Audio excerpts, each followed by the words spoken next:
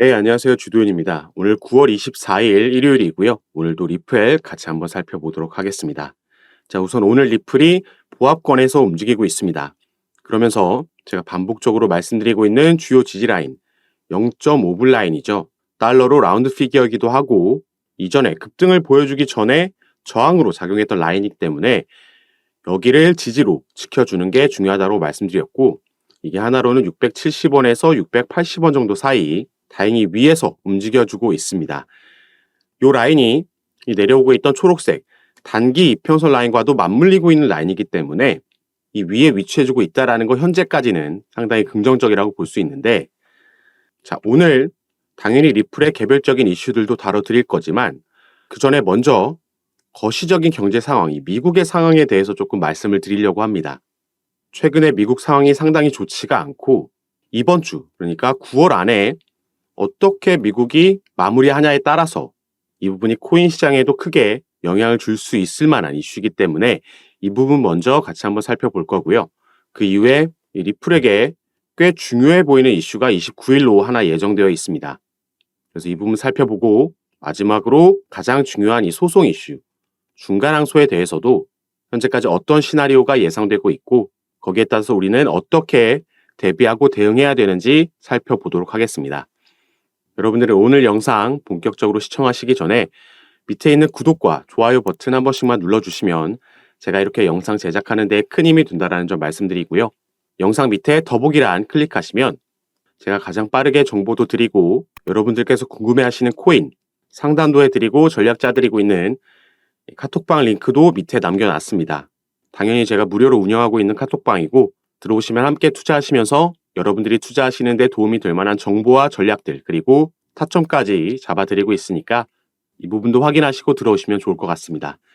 자, 그럼 가장 먼저 이 거시적인 이슈부터 함께 살펴보도록 하겠습니다. 자, 제목에도 나와 있듯이 미국은 현재 이 셧다운이라는 불안과 공포가 엄습하고 있습니다. 이 셧다운이라는 건 국가 예산이 제때 확정되지 않아서 이 연방 정부의 미국의 업무가 마비되는 현상을 말하죠. 예산이 확정되지 않으면 쓸 돈이 없기 때문에 정부 기능이 마비가 되는 겁니다. 그리고 이 셧다운은 미국의 상하원에서 기간 내 예산안 처리가 무산되거나 상하원에서 예산안이 처리되더라도 대통령이 거부권을 행사하면 셧다운이 발생하게 되는데요. 자, 여기서 또 한 가지 중요한 이슈는 이 미국의 회계 연도는 해마다 10월 1일 날 시작이 됩니다. 그리고 이듬해 9월 30일 날 끝이 나는데 1년 동안 미국에서의 자금이 정부 차원에서 정상적으로 돌고 활동할 수 있으려면 9월 30일까지 예산안이 의회를 통과하는 건 물론이고 대통령의 승인 절차까지 모두 마쳐야 됩니다. 이게 지금 얼마 남지 않았는데 이 다음 회계년도 예산안이 지금 하원에 계류돼 있다는 게 지금 문제로 지적되고 있는 거죠. 현재 미국에서의 야당인 공화당 내부에서 의견 충돌이 일어나서 이 셧다운 시한을 앞두고 제대로 심의조차 하지 못하고 있는 상황이 길어지고 있습니다.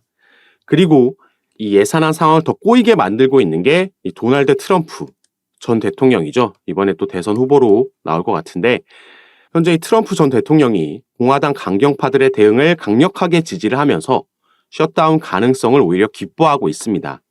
민주당인 바이든 현 정부와 당연히 대척점에 서 있는 트럼프기 때문에 그러고 있는 건데 자, 트럼프도 재임 중에 두 번의 정부 셧다운을 경험한 바가 있습니다. 그리고 그 두 번째 셧다운이 무려 35일 동안 지속이 되면서 미국 역사상 가장 길었던 최장 셧다운을 기록을 했죠. 당시에 이 미국과 멕시코 간의 국경에 장벽을 세우겠다라는 내용이 들어가 있었고 당시 여기에 대한 관련 예산을 배정할 수 없다라는 민주당의 반대와 충돌을 했었습니다. 자, 그래서 중요한 건 9월 30일까지 시간이 너무 촉박하게 남았기 때문에 현재 시장의 투자자들은 셧다운을 기정사실로 보고 있고요. 이 셧다운이 얼마나 지속될지에 지금 더 관심을 기울이고 있는 상황입니다. 그래서 뉴욕 증시도 마찬가지고 국내 증시 그리고 코인 시장에까지 영향을 미칠 수 있는 여러 이슈들이 도사리고 있습니다. 이 셧다운 우려를 시작해서 자동차 업계도 파업하고 최근에 FOMC에서 매파적인 발언과 점도표가 공개되면서 국채 금리도 급등을 했죠. 그리고 최근에 유가도 계속해서 $100를 향해서 상승을 하고 있습니다. 그래서 다가오는 다음 주 안에 이 예산안 합의와 관련된 소식이 나오면 시장 전체가 조금 활기를 띨 수 있겠지만 정치적 리스크로 인해서 여기에 대한 불확실성이 확실히 지금은 높다라는 거 알고 계시면 좋을 것 같고요. 만약에 셧다운이 돼서 연방정부, 미국의 운영이 멈추게 되면 주요 경제 지표들의 발표도 지연될 수 있고 중단될 수가 있습니다. 그래서 노동시장과 인플레이션에 대한 주요 경제 지표의 발표가 제때 되지 않으면 연준에서도 인플레이션을 잡기 위한 통화 정책의 차질을 빚을 수밖에 없겠죠. 이게 다 타고 연결이 될 수 있을 만한 이슈들이고 다음 주에는 우리나라 시간으로 목요일 날 2분기 GDP 발표와 신규 실업수당 청구 건수 그리고 잠정 주택 매매까지 중요한 경제 지표들이 발표가 되고 더욱 중요한 게 29일 금요일 아까 리플도 이날 중요한 이슈가 하나 있다라고 말씀드렸는데 같은 날 파월 의장의 연설이 또 예정되어 있고요. 이 연준에서 이 기준금리를 결정하기 위해서 참고하는 여러 지표들 중에 가장 우선이 된다라고 알려져 있는 개인 소비 지출, 이 PCE 지표도 같은 날 발표가 예정되어 있습니다. 그래서 이런 지표들의 발표 그리고 파월 의장의 발언에 따라서 시장이 충분히 변동성을 가지고 올 수 있기 때문에 이런 부분들을 마찬가지로 가장 빠르게 제가 카톡방에서 공유해 드리면서 이 시장의 방향성을 확인하고 대응 도와드릴 거고요. 이날 이 금요일이죠. 29일 날 리플도 상당히 중요한 이슈가 하나 있습니다. 자, 표면적으로 봤을 때는 SEC와의 약식 재판에서 승소를 거둔 걸 커뮤니티 사람들을 초대해서 축하 파티를 열자 이렇게 브래드 갈링하우스 CEO도 말을 했고 리플에서도 이러한 내용으로 트위터를 올렸지만 시장은 이게 단순 축하 파티가 아니고 그 이상의 무언가가 있을 수 있다라고 예상하고 있고 기대를 가지고 있습니다.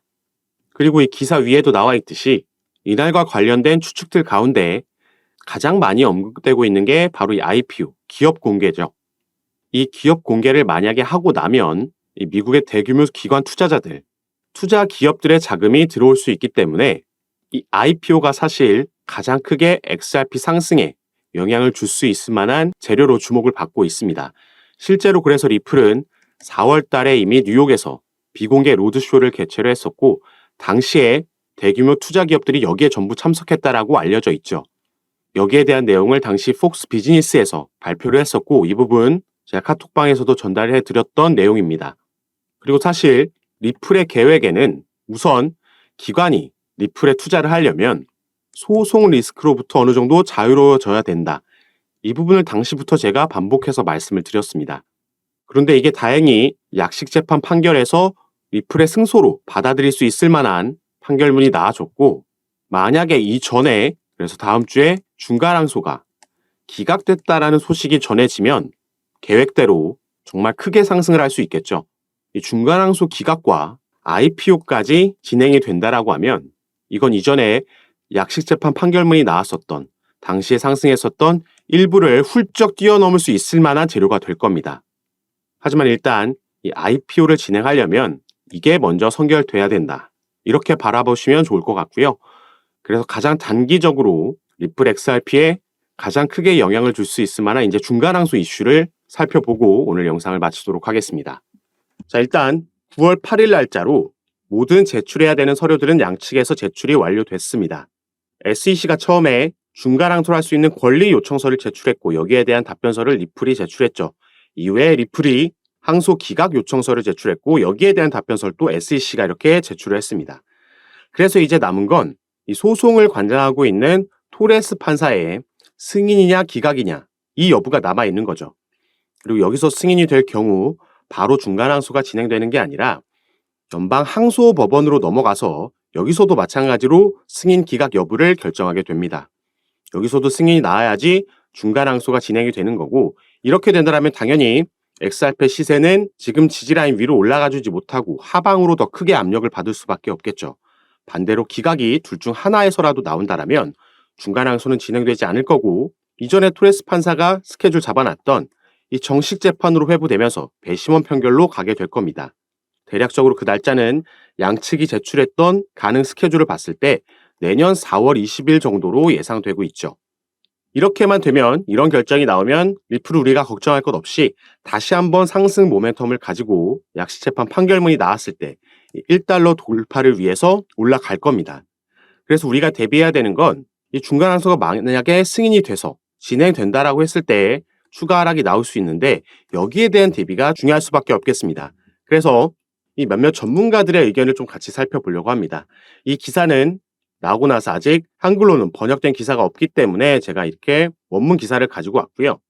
이 트위터를 통해서 질문이 오갔던 내용을 기사화한 겁니다. 보시면 이 질문을 한 사람은 XRP 커뮤니티의 한 사람이고 여기에 대답을 한 마르크 파겔이라는 인물은 전 SEC의 샌프란시스코 지부 이사까지 역임했던 인물입니다. 그리고 변호사로도 일했던 인물이죠. 그렇기 때문에 법률적인 부분에도 전문 지식이 당연히 있을 거고 SEC 내부적인 내용도 프로세스를 이해하고 있는 인물이다. 이렇게 보시면 되겠죠.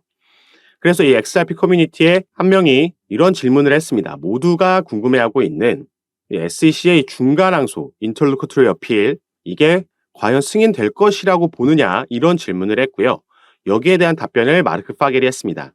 자, 여기 보시면 이 중간항소가 진행되기 위해서 갖춰야 되는 세부적인 요소들은 맞추기가 힘들다라고 얘기를 했습니다. 그렇기 때문에 개인적으로 The odds are against granting the request. 이 확률, 이 요청이 받아들여질 확률은 낮다라고 얘기를 한 거죠. 저도 전 영상에서 이런 기사들 여러 전문가들의 예상을 공유해 드리면서 말씀드렸던 게 사실 토레스 판사 외에는 지금 어떻게 나올지 아무도 모르는 상황이지만 저 개인적으로는 기각될 확률이 더 높다라고 말씀을 드렸죠. 그 이유로 첫 번째로는 이 처음에 SEC에서 제출했던 중간항소 요청 그 내용을 보면 비논리적이었고 토레스 판사 판결문에 대한 법리적인 지적도 하지 못했습니다. 불만을 늘어놓고 있는 내용처럼 보였다라는 거죠. 그리고 두 번째로는 이 마르크 파겔이라는 인물이 말한 것처럼 애초에 이 중간항소라는 것 자체가 승인될 확률이 통상적으로 낮다라는 겁니다. 여기도 나와 있듯이 이 필요 조건들을 맞추기가 힘들다라는 거죠. 모든 서류와 문서를 검토하고 나서 이 판사가 꽤 오랜 시간 여기에 투자하고 나서 약식 판결문을 내렸는데 이 판결문에 대해서 한 달도 지나지 않아서 SEC 측에서 이걸 뒤집겠다라는 중간항소 요청을 한 겁니다. 그렇기 때문에 받아들여질 확률이 그렇게 높지 않을 거다라고 반복해서 말씀을 드렸던 거죠. 그리고 만약에 이 중간항소가 받아진다라고 하더라도 이 중간항소심은 이 약식재판과는 다르게 법률심으로 적용이 될 겁니다. 이 약식재판은 사실심이었다라고 말씀을 드렸는데 이 두 개의 차이점은 사실심 같은 경우에는 이 사실관계, 이 여부를 판단하기 위해서 여러 자료들을 수집하고 양측에서 내는 자료들도 있고 이런 걸 전부 받고 나서 판결을 내는 거고요.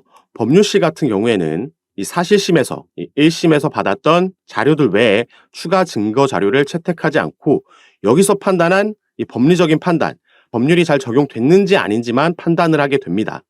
그렇기 때문에 사실 중간항소가 진행된다라고 해도 판결이 뒤집히기는 어렵다라고 말씀을 드리는 거죠.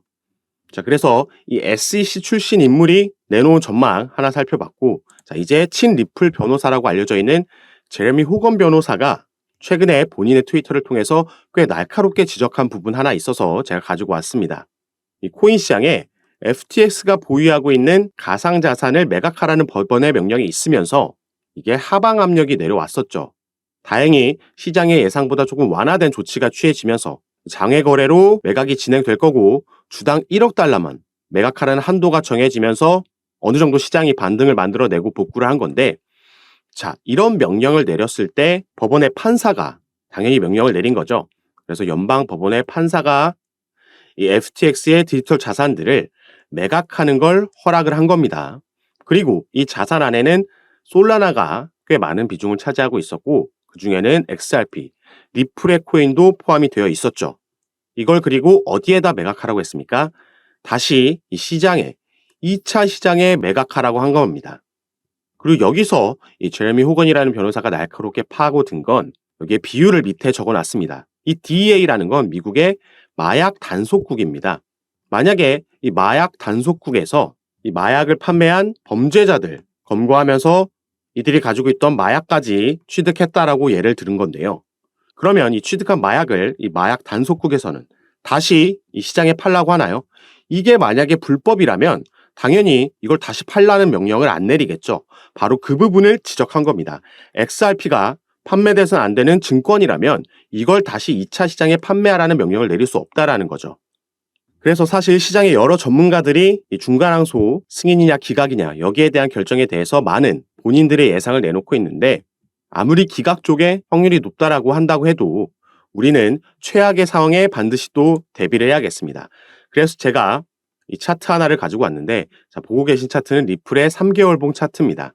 현재 위치가 여기에 있고 2018년부터 이 삼각 수렴을 만들고 있었고 거의 끝자락에 와 있다는 거 확인할 수가 있습니다. 이전에도 리플은 이 삼각 수렴 이후에 상단 저항을 뚫는 움직임이 나오면서 급등을 만들어냈었죠. 그리고 이러한 패턴은 사실 리플에서만 반복되는 게 아니라 가장 기본적인 패턴 중에 하나입니다. 삼각 수렴 이후에 상단 저항 뚫고 급등이 나오는 패턴. 그리고 이전에 급등까지 포함하면 불페넌트라는 깃발 모양의 패턴이라고도 볼 수 있죠. 불페넌트는 이 상승을 의미하는 불, 황소 세력, 그리고 깃발이라는 거고요. 짧게 잘라서 봤을 때는 이 저점을 높여가는 쌍바닥 패턴, 그 이후에 W로 상승하는 패턴이라고도 볼 수 있겠습니다. 우리가 어디서부터 어디를 잘라서 보느냐에 따라서 여러 패턴을 적용해 볼 수 있지만 이 패턴들이 가지고 있는 공통점은 이 상단 저항을 뚫었을 때 확실한 상승력이 나온다라는 거죠. 그리고 제가 중간항소가 승인됐을 때를 대비해서 이 차트를 보여드린다고 말씀드렸는데 자, 현재 위치해 있는 캔들 보시면 이 밑에 삼각 수렴의 지지라인까지 사이에 공간이 있다, 하방으로 열려 있다는 걸 알 수가 있습니다. 그래서 만약에 중간항소가 승인돼서 XRP 가격이 하방으로 압력을 받는다라고 해도 어디서는 지지라인을 만들고 반등이 나올 수밖에 없는데 여기서 중요한 건 이 지지라인을 형성하는 그 위치가 이 삼각 수렴 지지라인 위에서 요 안에서만 지지를 만들어주고 반등이 나온다라면 큰 틀에서 그리고 기술적인 부분에서는 충분히 긍정적인 흐름을 지켜가면서 가고 있다라는 거죠.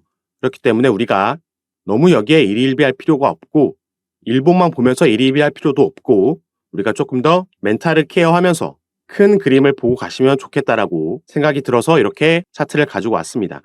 만약에 중간항소 기각이 나오면 바로 뚫어주면서 급등의 시작을 알릴 수도 있겠죠. 그래서 리플은 일단 이런 개별적인 강력한 이슈가 9월달 안에 충분히 나와줄 수 있다는 점 인지하시면서 매매 진행하시면 좋을 것 같고요. 추가로 리플 같은 경우에는 알트코인들 중에서 8월달 거래량이 압도적인 1위를 기록할 만큼 그 대장 역할을 하는 코인들 중 하나입니다. 그렇기 때문에 개별적인 이슈 외에도 시장 전체에 영향을 주는 이슈에도 당연히 움직일 수밖에 없는 거고 그래서 우리가 이런 거시적인 글로벌 이슈들에도 조금 주목을 하면서 지켜보시면 좋을 것 같고요. 이런 이슈들이 나오고 또 시장은 거기에 어떻게 반응하는지 그 방향성을 확인하고 제가 우리는 어떤 스탠스를 잡고 타점을 어떻게 가져가야 되는지 전부 카톡방에서 빠르게 공유해 드릴 겁니다. 그래서 개인 투자자분들 혼자서 불안해하실 필요 없고 제가 이런 부분 잡아 드릴 거니까 여러분들이 위에 보이시는 제 전화번호 010-653-7908번입니다.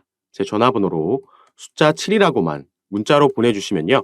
제가 이 문자를 확인하는 대로 순차적으로 연락드려서 카톡방 초대 도와드릴 거고요. 문자 전송에 힘드신 분들은 이 영상 밑에 더보기란 클릭하시면 간단하게 제가 운영하고 있는 카톡방 들어오실 수 있게 링크도 남겨드릴 거니까 이 부분 확인하시고 입장하시기 바라겠습니다.